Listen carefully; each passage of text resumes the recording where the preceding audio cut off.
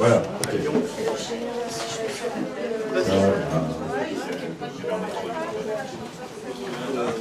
Tu veux que je fasse l'annonce ou... On va faire l'annonce. Donc maintenant qu'on a fini de brancher micro, caméra et on a refait tous les branchements, on va pouvoir commencer avec un tout petit peu de retard. La table ronde donc sur le fanzine critique. C'est lui qui s'occupe des images. C'est un signe. Pour qu'on passe les images. Ouais, bah, je sais pas, tu me le dis tout simplement. Trimestriel. Donc voilà. Bah, c'est trimestriel quand même. C'est trimestriel pour jeter sur le visage. Ah oui, c'est bien. Très bonne qualité, c'est pas les beaux-arts.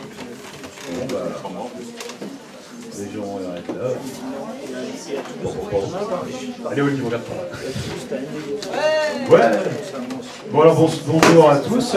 La table ronde sur le fanzine critique, en fait, réunit donc deux personnes. Moi, je suis le modérateur, Maël. Je m'occupe du fanzine Gorgonzola, qui est un fanzine de bande dessinée et aussi d'histoire de la bande dessinée. Donc, je peux intervenir de temps en temps en débat de ce point de vue-là. Mais on a deux invités qui viennent de deux côtés du fanzine différents, puisque Samuel Etienne, donc ici, qui a fait justement, qui a 32 ans d'expérience dans le fanzine musical, m'a-t-il dit, et qui vient de sortir un premier volume d'une sorte d'essai sur le fanzine, mais publié en fanzine en micro-chapitres, sur le fanzine principalement musical, mais pas que, sur l'auto-édition, qui est Bricolage Radical. Et donc là, qui lui a vraiment tout l'aspect fanzine musical et tout l'espace critique du fanzine musical, justement, là, on parlera tout ça.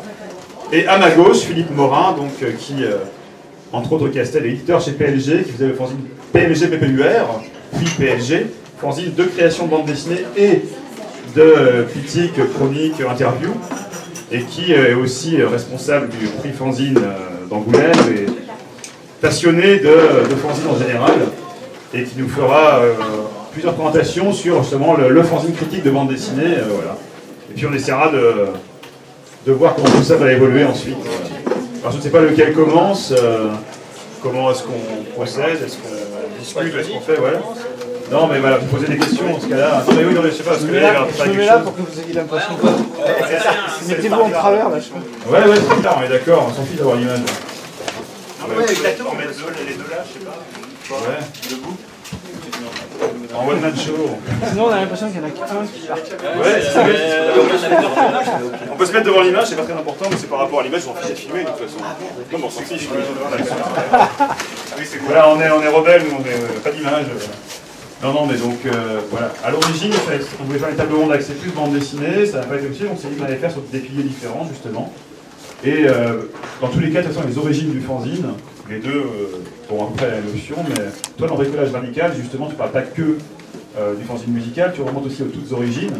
Et le fanzine, pour expliquer un peu quand est-ce que le fanzine apparaît réellement, alors le mot fanzine, mais aussi, voilà, dans quel contexte le fanzine se crée, on peut parler des clubs. Oui, donc si l'essai en fait que j'ai écrit tourne autour du fanzine DIY, essentiellement musical, donc dont on va dire l'explosion est liée au mouvement punk évidemment, donc milieu des années 70 et puis en France surtout les années 80 avec le rock alternatif. C'est évidemment pas pour ça qu'il faut considérer que c'est le mouvement punk qui a inventé le fanzine DIY.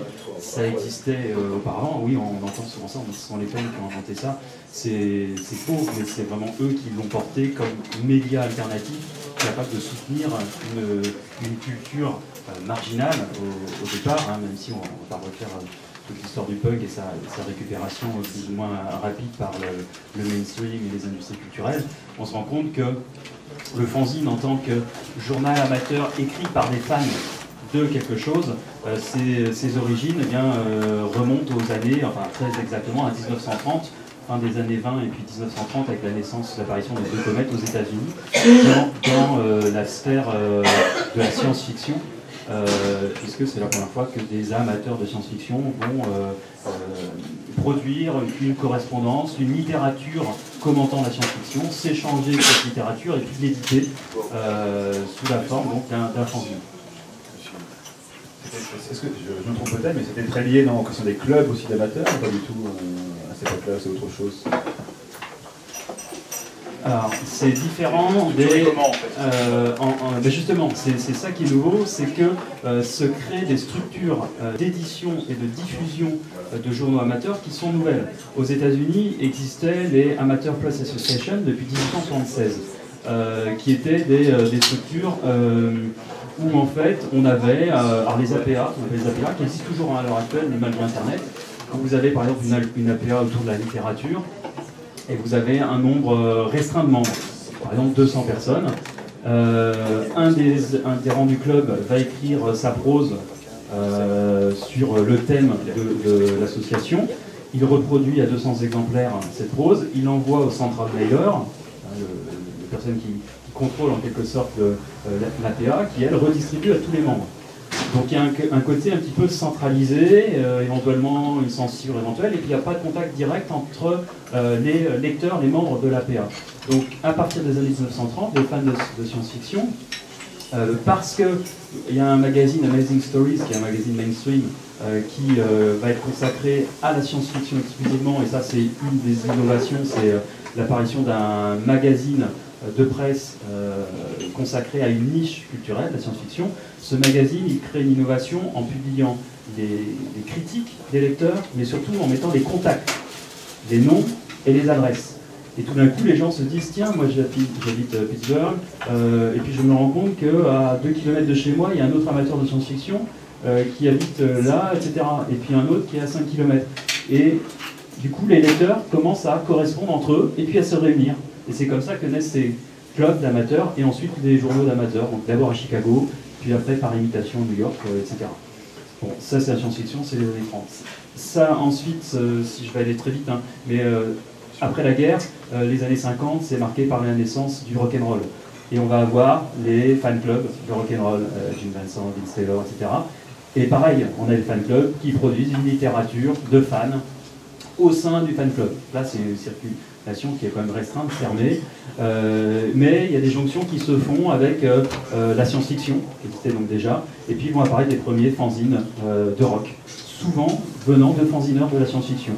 Mojo, par exemple, c'est un magazine aujourd'hui, mais ça naît comme un fanzine édité par un type qui faisait auparavant un fanzine de science-fiction, etc. Donc voilà comment se fait le croisement. Puis après, les années 70, c'est le punk et c'est l'explosion. On reviendra en détail sur ce moment-là. Ce qui est intéressant, c'est que même si on verra la bande dessinée et la musique ont eu des évolutions très différentes dans le fanzinat, au début aussi, quand on parle des clubs, Philippe, de bande dessinée d'amateurs, par exemple, on parle des premiers fanzines de bande dessinée, on retrouve aussi un peu cet esprit-là, justement, de gens qui se retrouvent. Alors toi, tu as préparé plein de petites présentations sur de types de revues de ces époques-là. Toi, tu as lu jusqu'aux années 70, là, justement, ouais. pas tout faire d'un coup, mais si je ne m'abuse, c'est là que je connais le mieux, justement, au début, on a en France et en Belgique, des gens qui se réunissent un peu pareil, qui faisaient même de l'échange de diapos au début de bande dessinée de l'âge d'or, pour pouvoir se projeter des bandes dessinées éditées dans les années 30. Mais après, on commençait justement à aller en externe beaucoup plus loin que d'un simple club d'amateurs. Oui, alors, en fait, est-ce qu'on peut, avec les images ici, montrer, par exemple, Gif Wif, qui est vraiment le premier fanzine de critique de bande dessinée, on va dire, historiquement, qui était édité par un club qui s'appelait le Centre d'études des littératures et d'expression graphique, le CELEG. Et en fait, tout ça s'est créé dans les années 60. Il y a eu en fait un premier festival de bande dessinée à Bordighera en Italie.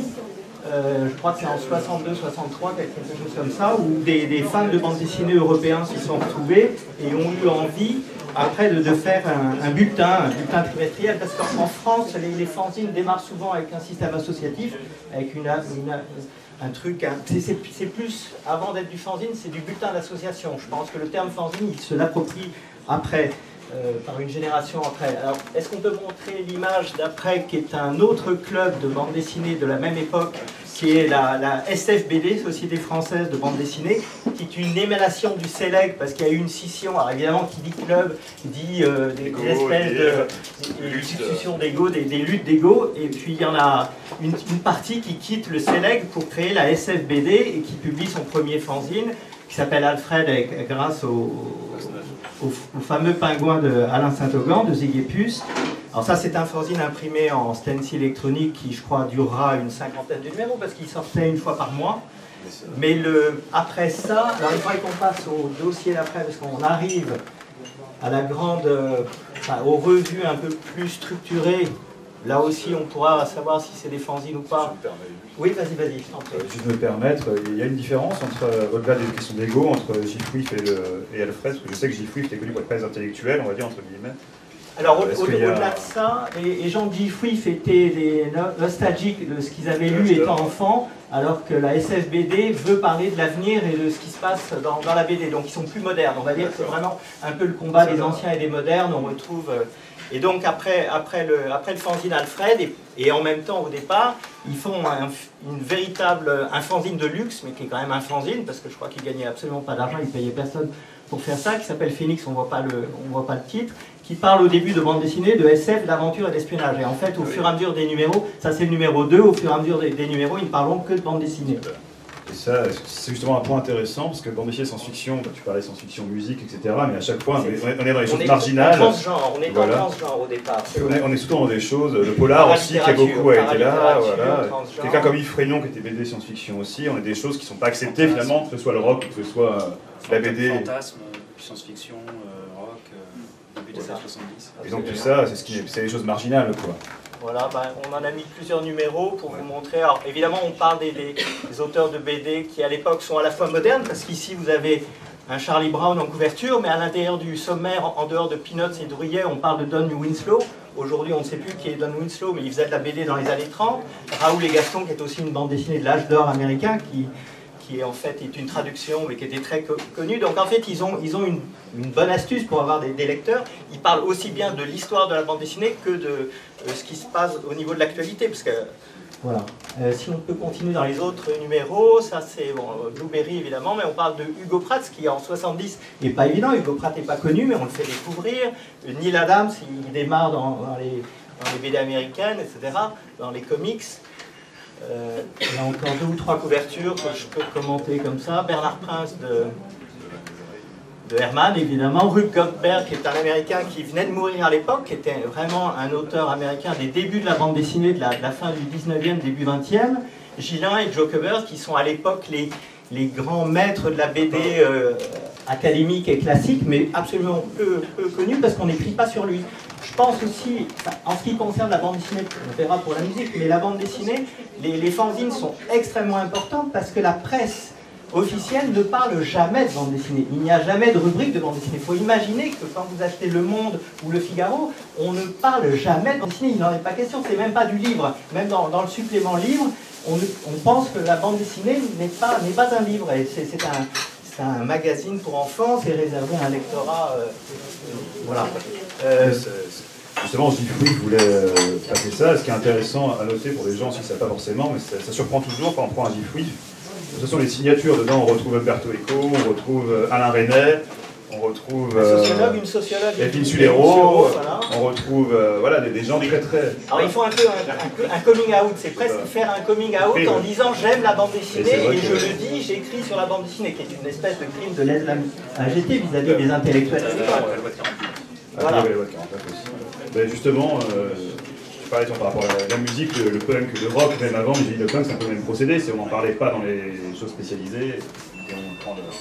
C'est souvent pour les fanzineurs, la motivation, ça va être à la fois de combler une frustration, de pallier un manque, le fait que la presse mainstream, alors même quand elle est spécialisée, moi je parlais de la presse musicale à l'époque, dans les années 70, on va dire la best rock and folk, peut considérer, déconsidérer en l'occurrence le mouvement punk. Alors c'était le cas en Angleterre, où Sniffing Blue, qu'on considère comme le premier fanzine punk, etc. Historiquement, c'est pas vrai, mais ce qui est vrai, c'est que c'est celui qui, de juillet 76 à un an plus tard, en 77, tous les mois va sortir un numéro et il va vraiment chroniquer l'explosion du mouvement punk à Londres, où c'est là où tout se passe. Et sa motivation première, c'est de dire moi j'aimerais qu'on me parle des Ramones. Et je trouve rien sur les Ramones dans les magazines, dans les journaux qui sont en kiosque, comment je fais. Et le patron de Procol lui dit t'as qu'à créer ton propre journal. Il va dire ouais, pourquoi pas. Et donc il crée un fanzine à 50 exemplaires, photocopié, à la banque où travaille sa copine, donc voilà, ça coûte rien. Et puis du numéro 1 à 50 exemplaires, un an plus tard, il fait un fanzine tiré à 8-10 000 exemplaires. Alors, on se dit, est-ce que c'est toujours un fanzine? Puis ensuite, il arrête. Mais la motivation première, c'est ça. C'est le fait qu'il ne trouve pas d'informations sur un artiste, un courant musical qu'il veut défendre. Et ça se répète après avec d'autres courants musicaux, hein, en dehors du punk. Voilà, c'est souvent une motivation. Et le contre-exemple, c'est le rock progressif, où dans les années 70, on va avoir très peu de fanzines sur le rock progressif, parce que c'est un courant musical qui est défendu par la presse mainstream. Donc l'information, elle n'est pas difficile à trouver. Hein. On parle évidemment d'une ère avant Internet. Il suffit d'acheter rock and folk, etc. Et par contre, quand on a un revival rock progressif dans les années 2000, la grande presse n'en parle pas. Et là, on a des fanzines de rock progressif qui commencent à apparaître et qui parlent de disques sortis 20 ans plus tôt. Donc là, ça montre que c'est bien la même dynamique, mais ça vaut aussi pour des courants musicaux qui sont peu actifs. Donc en tout cas, ça montre bien que la presse, le fanzine en tant que presse alternative, il vient combler des manques par rapport à la presse dominante, la presse commerciale. Bon, bah, c'est incartade par la musique. On va continuer ta présentation tout à l'heure. Et c'est vrai que c'est intéressant de voir que cette origine-là, on a quand même les mêmes finalement, motivations. Alors, je ne sais plus, après on peut continuer parce que on va. Voilà, alors là c'est le pendant de Phoenix en Belgique qui s'appelle Rente en Blanc. Oui, c'est dommage, mais bon, quand on va, vous arrivez à le lire, périodique trimestriel, donc on en est déjà au numéro 28 en 73, donc il y a quand même une richesse, une profusion, une régularité, beaucoup de lecteurs, parce que les gens sont friands de ça, parce qu'on n'en trouve nulle part ailleurs, on ne parle jamais de bande dessinée ailleurs, donc ils l'achètent, c'est assez luxueux. Je crois que j'ai un deuxième numéro, là c'est le numéro 32. Alors là ils vont, c'est un fanzine où ils faisaient uniquement de la critique, des interviews et des choses comme ça, et à partir du numéro 30, ils publient aussi de la bande dessinée avec des gens qui sont aussi bien interviewés que édités à l'intérieur, mais c'est quand même des grands noms. Nous ne sommes pas encore dans le fanzine, on va dire amateur avec des inconnus. Je pense qu'à l'époque, on défriche encore l'histoire de la bande dessinée et le courant actuel de la bande dessinée. Parce que les pros acceptent en plus un Franquin. Il faut imaginer que Franquin est ravi d'être interviewé là-dedans parce qu'aucun journaliste belge ne vient l'interviewer chez lui, alors que c'est un génie de la bande dessinée. C'est ce que je voulais noter, ça peut surprendre les gens aussi, mais c'est vrai qu'à l'époque, un auteur de bande dessinée, vraiment, voilà, Numa Sadoul, quand on a interviewé Hergé sur un bouquin entier, on s'est fait toutes les portes au nez, pareil, si ça va pas, qui va lire d'interview dans un auteur de bande dessinée? Donc c'est vrai que ça peut paraître, quelqu'un disait ça tout à l'heure, ah oui, il y a des pros qui acceptent des... T'as bien interviewé Kurt Cobain après tout, dans le même principe, c'est-à-dire que les gens, voilà, finalement personne n'avait vraiment très envie de leur parler, donc quand on leur parle, ils sont ravis d'ouvrir leur carton, d'ouvrir leur... et même de donner des planches, des machins, sans s'imaginer que des années après, on va les revendre, ça c'est autre chose. Mais dire eux, à l'époque, c'est quand même très fort, ça. Alors si on continue chronologiquement à peu près, alors là, on a un fanzine qui au départ s'appelait Schtroumpf, était en stencil électronique, qui après prendra un deuxième titre, un peu plus, on va dire, officiel et intellectuel, et Cahier de la bande dessinée, en référence au Cahier du cinéma. Il y a une référence à ça, avec un contenu plus exigeant, et qui est édité par un gars de Grenoble, qui va devenir le plus gros éditeur de bande dessinée indépendant français, Glénat, Jacques Glénat. Donc Jacques Glénat, à 15-16 ans, édite son fanzine, et va devenir un des plus gros éditeurs français. Enfin, je crois que c'est même le plus gros, qui a même été embêté par le Panama Papers, puisqu'il a mis de l'argent à Panama pour dire qu'on peut passer du fanzine et finir chez Panama Papers. Il n'aurait pas imaginé, je pense, à l'époque, hein, il accrochait sa grand-mère avec...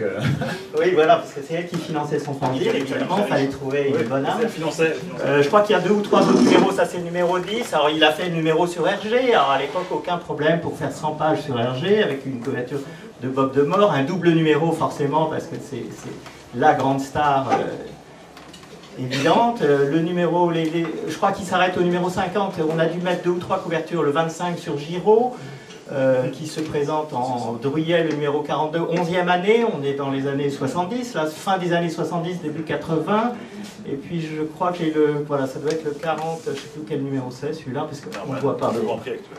Voilà.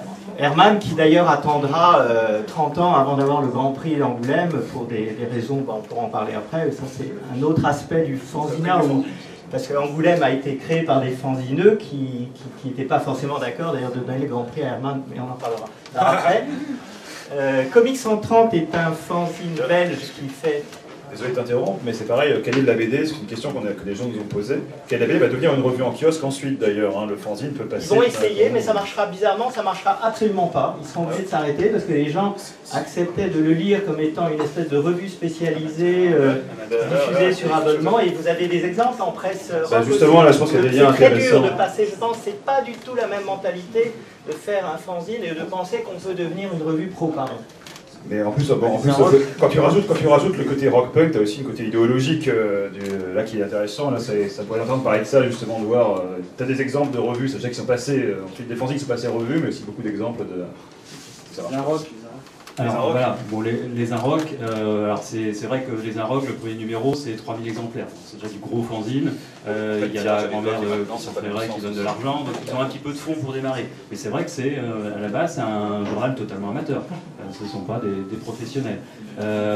En vrai, on va dire en vrai fanzine qui démarre avec très peu de moyens, il y a Magic Mushroom, qui démarre à Saint-Malo en 91, donc le numéro 0, lors de la première édition de la Route du Rock, donc il y a 25 ans, et qui aujourd'hui est le magazine Magic. Donc là, sur un créneau indie pop, donc là pareil, hein, ça démarre, c'est associatif, 500 exemplaires, puis aujourd'hui, je ne sais pas combien c'est tiré, mais plusieurs milliers d'exemplaires, et depuis 25 ans. D'autres exemples, alors justement le passage, le fanzine en tant que tremplin professionnel vers justement la presse commerciale, quand on est dans le milieu punk, c'est un peu plus compliqué du point de vue de la réception du public. Je pense à Punk Rock, donc, qui est publié il y a une quinzaine d'années.